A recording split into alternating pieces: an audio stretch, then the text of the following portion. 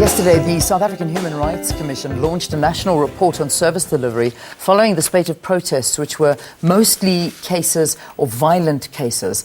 It has found that a lack of service delivery, such as adequate housing and access to clean water, were the causes of the majority of protests. Despite the progress made since 1994, most South Africans are still battling to get access to basic services.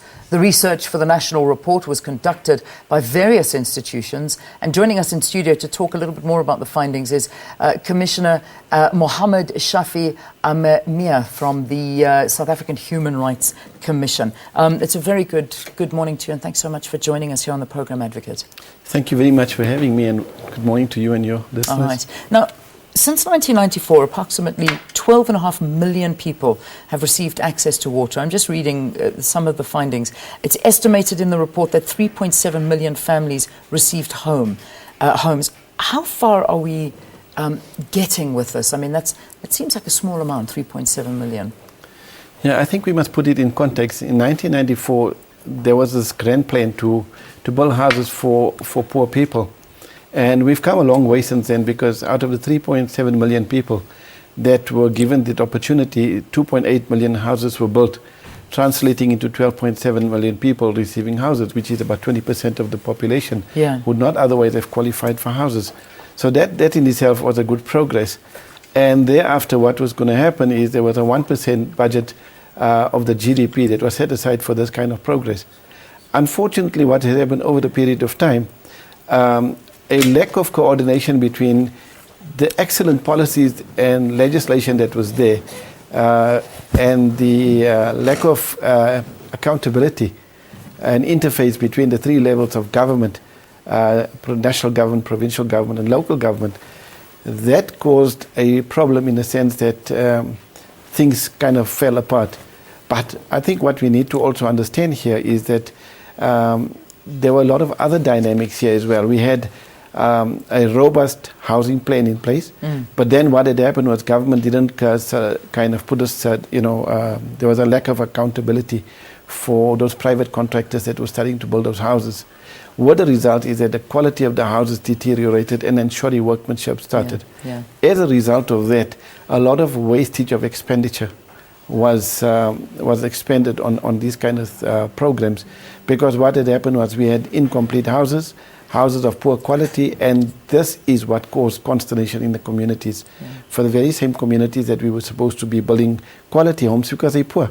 They have the right to dignity, and that took away from their dignity as well. The result of that is that communities started crying on the ground, and we talk about protest politics out here in the form of demonstrations and so forth. In as much as there's a right to demonstrate for your socio-economic rights, equally so, there is an obligation for you as a protester to respect the infrastructure that was built since 1994 and not burn it down as a result of your frustrations. What also concerned the Human Rights Commission in this report was a question of evictions, right? And the role of the Red Ants and the Anti-Land Invasion Unit in the Western Cape and the Board of Sheriffs, the sheriffs as well, how they conducted themselves. And it was found that they do so in an undignified way. This kind of causes a lot of tensions on the communities on the ground itself. Yeah, indeed. If we just get back to a little bit of basic services, when we look at Section 26 of the Constitution, it says that every citizen is entitled to service delivery, basic service delivery. This is not happening in the country. So are we really breaking the law by doing this? Is that in essence what's happening for the citizens of South Africa? You know what happened, and that's a very good question. We need to hold the state accountable, because remember, we are a constitutional democracy and everybody is accountable in terms of the law. Now, by the state having excellent pieces of legislation and not living up to the Bill of Rights, which is the supreme law of the land, that in itself is an indictment and it's a cause of concern. And people have a right to take action to effect their rights. We are talking about socio-economic rights. And the backlogs that we're talking about in this country is basically about the socio-economic realities where people are denied those rights. Now, this is scary, because we're talking about a 2030 National Development Plan that wants to close the gap between the rich and the poor. right? Now we're 15 years away from that, and that's 3 elections away from that. So unless we put a grand plan together and make it happen, we are not going to get there.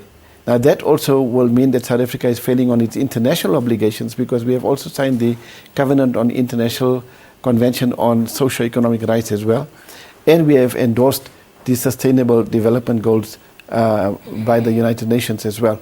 Okay. So in that case, yes, if we do not roll up our sleeves, we are going to come short. Indeed we are. Advocate, is there a place that people can go and read the report that has been released in the studies?